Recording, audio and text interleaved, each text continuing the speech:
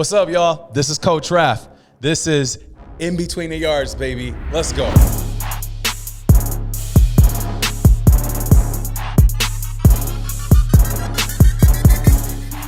Check it out. It's Coach Kroff, In Between the Yards, with my co-host, Coach Bev.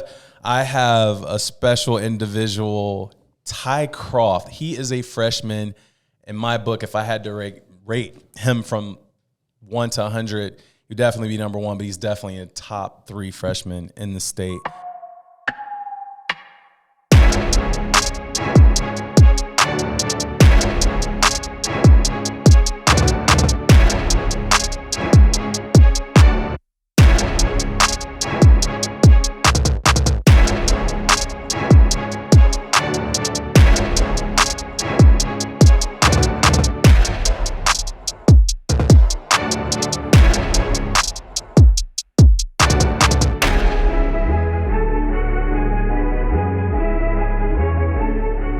Wonderful kid. I had the pleasure of coaching you when? When did I coach you?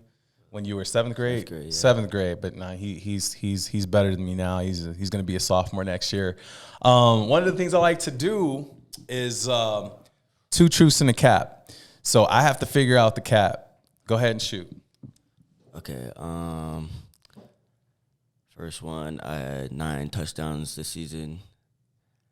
And then second one, I played cornerback this season. And third one, this is my 7th year playing football. 9 touchdowns. That's not cap. 9 touchdowns. Yeah. All right, what's cap? I didn't play corner. You didn't play corner this year. All right, what position did you play? Receiver. Just man, I think you can play receiver. Outside, I've seen you play. I think you can play a lot, except for the line. But I think you can play all the other, maybe the line and quarterback. But yeah, I think it's dope. Like you're gonna be a sophomore next year. Coach Bev is also a football coach at Lone Peak, and I think it's just gonna be phenomenal. Have you heard about this kid? I've heard about him just recently. Yes, this kid is nasty with a capital N. What's the future for you, man? What do you want to play when you become a sophomore? Do you want to stick with being a receiver or what? Yeah, I'm trying to be a receiver. Just no defense? If they need me to play defense, I'll play. Like that's yeah. That's a team player. Right? That's what's up, man. I mean, what's the overall goal for you? Highest I can get, NFL. That a boy. He cooking with that steam. A kid. Yep. He cooking with steam. Okay, all right. So what kind of coach, and this is a personal a question, what kind of coach would you like coaching you? Like what do you see? What do you want your coach to have when they're coaching you? I would want a coach with like leadership and energy, like hype us up. Like me, huh? Yeah. Yeah, that's what's up. No, Coach Bev is like that too. That's what's up. No, it's important. One of the things that, like, with me, when I coach, I believe in energy. I believe in my players.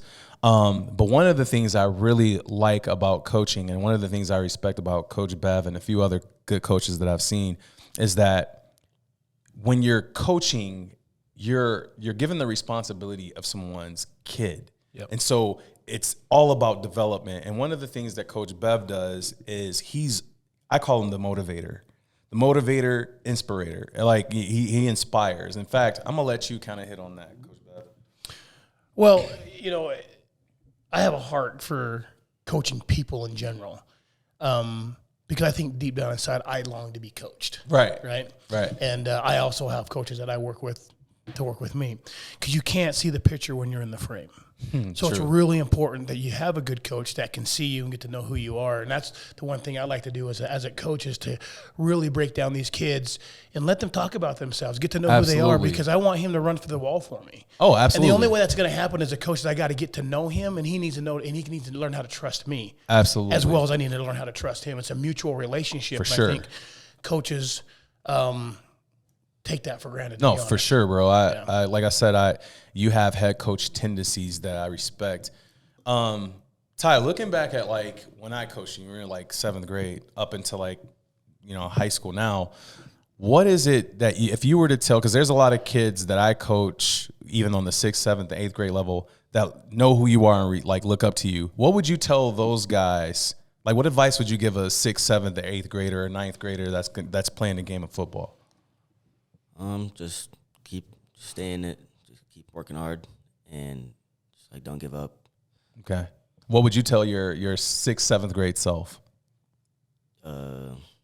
Probably same thing, because back in 6th, 7th grade, probably think I wasn't gonna play at all. I wasn't gonna start. So yeah. Did that mess up your confidence at first? Yeah. Okay. So that's another thing too, is like, you know, some kids that don't, you may have an athlete, right? He's burning passion and they don't get the chance, and then they just like, all right. Fizzle out. Yeah, fizzle out. No, totally. Go ahead. I'm gonna let you. Yeah, you. What was a turning point for you that you noticed? Because I think back when I'm 50 now, so I'm old, but I think when I started turning a corner, it was right of my 8th grade and freshman year. That's when I just really, football-wise, so when I started finding my stride. And when I realized, like, oh, I have something here. What was it for you? When did that happen when you realized, like, I'm actually pretty good? It was off season, like right before football season. This year? Last year for 8th grade. Okay. And it was like we're doing the practices at Lone Peak with like no pads or anything, and I was just like cooking. I didn't play for a while, and I just started. Yeah. Started cooking. She started coming. That started cooking. Yeah. Let's go. Yeah. No, that's dope, man. I want you to remember as you go on, because you're probably going to play JV or varsity. I mean, you're that good. I want you to remember, right? Be a leader, right? And to be a leader doesn't mean you have to be the best performing player on the team. Right? It's chess. You know what I mean? Yeah. So I want you to remember that. I also want you to remember that when you start to feel, because mental health is important when it comes to football, you know, maybe coach, you know, may pull somebody here or there, whatever. Just be coachable. You know what I mean? Try to always have a positive mindset. And if you feel something wrong, like if you feel some type of way about your coach, don't badmouth him. Go talk to him. That a good coach is not just going to be like, oh, well, get out of here. No, a good coach is going to take the time to talk to you, okay? And if you feel some type of way, it's just how it is. In fact, Bev, you probably can, you know, reiterate that because, I mean, you probably see it in wrestling as well, right? Yeah, for sure. I think kids are really intimidated by coaches and really intimidated by, well, if I go ask this question, I'm going to look stupid or I'm going to sound stupid and it's going to affect my ability to play, or maybe the coach is not going to have any confidence in me. But I would say, no, you go talk to that coach. Because a good coach, even if you rubbed him the wrong way a little bit, but if you go and talk to him with sincerity that, hey, I want to get better. Why did I have to run this route versus that route? Or why did I run it wrong? But really talk to him. You know, I think that should, with a good coach, give that coach more trust in you now than he did before you came and talked to him, because he sees that you care and you understand the IQ of the game, the science behind the game, and being a student. Like, this kid wants to be a student. He's coming and asking me questions. Yeah, you're going to keep his eye on you a little bit more. Yeah. No, Ty was amazing when he played for me. I've had the pleasure of watching him grow, and I want you to continue to grow. I mean, I don't know what the future holds, but I'm hoping that you do. I know you're going to play on Saturdays. You make it to the NFL, that's even better, and I hope you get there. We used to have a chant. You remember our chant? Yeah. I want to hear it. Say it. Like what I say to one, I say to all. Yep. I'm cleaning up and I'm ready to ball. Watch me play tackles and touchdowns all day. There you go. That's right. That's right. Taught him that. That's my boy. Hey, man, I love you. Thank you for being a part of the show. We're going to go into the drippy mode. This is In Between the Yards with Coach Raff, Coach Bev, and our special guest, Ty Kroff. We out. Guys, In Between the Yards, Coach Raff, Coach Bev. One of the things that we take pride in is making sure that we develop great relationships with our student athletes. It's very important that, you know, we get to know people in our community and we cultivate relationships of love, kindness, respect, and understanding. One of the things I really like is inspiration and motivation, and that's something that Coach Bev does really well. And so this is Coach Bev's Corner. Hey guys, it's Coach Bev. Hey, what a great opportunity it is to be here. You know, as a coach, what I love to do is I like to level people up. Not just athletes, but I also work with entrepreneurs, and I do a lot of mental coaching. And I do it because I enjoy, it makes me a better person. But one thing that I know when it comes to athletes is how you do anything is how you do everything. And athletes, we have a problem of just worrying about maybe just what I do on the gridiron or what I do on the football field. But what you do on the football field does coincide with what you do off the field. And so if you have a good, balanced life off the field in about 5 different areas of your life, emotionally, spiritually, financially, your relationships, and your self-assessment, who you are, those things need to be dialed in. If you get those things dialed in, and then keep your work ethic on the field as well, your life will begin to change. What you do on the field will begin to change. Your perspective of life and perspective of sports will begin to change. But my purpose is nothing more than to level athletes up to become better than who they are. Well, Ty, thanks for coming out. Appreciate having the opportunity to be here with you. So we have been asking you some questions. What's maybe 1 or 2 questions that you would have for me? How did you get to where you're at in life right now? Well, getting my nose bloodied, right? Sometimes life, seriously, failure coincides with success. They both go hand in glove. You can't have one without the other. So what I have learned, if I go back, I have learned how to understand that there is no such thing as failure as long as I learn a lesson from it. I'm failing forward. And I think that's what's really helped me get through some tough times and get me to where I'm at right now in my life. But I'm not done. I'm 50. So tomorrow's a new day, a new canvas. A blank canvas, I get to rewrite my canvas tomorrow. Now, we're about to do something really cool. It's called Rate the Drip. And so you're going to rate the drip from 1 to 10, and we're going to go through it. You feel me? Yeah. You got me? All right. Let's go. All right, let's get it. So, my guy, starting off, I'm going to go ahead and give you these. What you think? 1 to 10, what's the drip? I'm giving these 7. 7? Why 7? I don't really like the lows as much. I'm with you. Bro, the only lows I own are Jordan 1s, so it's like whatever. What's the drip? Ooh. These are 9s for me. Okay, I like nice. These. I like the gray. All right, for sure. I like it. What about the black? Oh, these are tough. These are. I ain't crazy about them, but yeah. What you rate them? 7. 7? Okay. 7. Okay. You would prefer those over the black or the grays or the whites? Yeah. All right, bet that. Hot hands. What you think of those? Oh, these are clean. These are 9. 9? Okay. Yeah. You like the ones, huh? Yeah. All right, bet that. All right, for sure.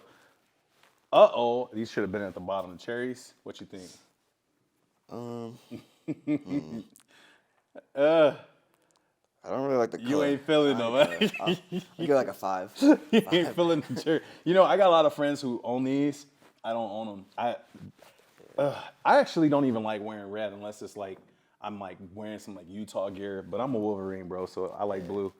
Bro, be honest. What do you think of these? Off-whites are tough, but just the Jordan 2s. Bro, I'm the same way. I don't like the Jordan 2s, bro. I never have. Never. I'm like, bro, I think it was an Italian designer, so it was like, whatever. What you think of those? These are clean. I'll give solid 7. 7? Okay. Yeah. I'm kind of with you. I really want to know what you think of these. I think I used to have these.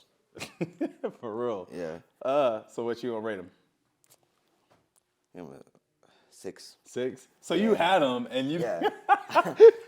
What made you buy them? If they was... I don't know. I was like 7th grade. So All right, bet. All right, for sure. All right, bet that. Hot hands. What about those? These are fire. I'll give these a 10. These are a 10. Why? Off-whites are clean, and I like the dunks. You like the Dunks tough. I hate the dunks, man. Here's the thing. I don't hate the dunks. There are certain dunks that I like, but I just don't know which ones I like yet. For real. All right, what about the 5 submits? These are clean. These are a 10 also. Yeah, Sure. I rock those, bro. I got the blue ones at the crib, but Oh, yeah, these are fire. I already know what you're gonna say about these. Yeah, I used to have these also. Oh, for real? Yeah. Yeah. These are 9. I like these. Yeah. I actually, you know what? I actually like these a lot better than the off-whites. Really? The only thing is, like, I can't get over this, bro. Like, I don't like that. Like I said, all my viewers gonna be hating on me. Like, I like it on other people. I just couldn't rock this. It's just, I couldn't. Look, all right, so which out of all of these, right, which would be your favorite pair to rock? Favorite pair? Probably be the Jordan 4s. Jordan 4s, my guy. Hey, guys, look, this is going to be a household name. This guy is definitely going to be playing on Saturdays and possibly even Sundays. Look for him. Ty Kroff is a straight monster, probably one or number 2 top freshman in the country, or at least in Utah, but is a monster. So I want y'all to check him out. What's your IG? At Ty_Kroff. Go holla at him. Coach Raft, out.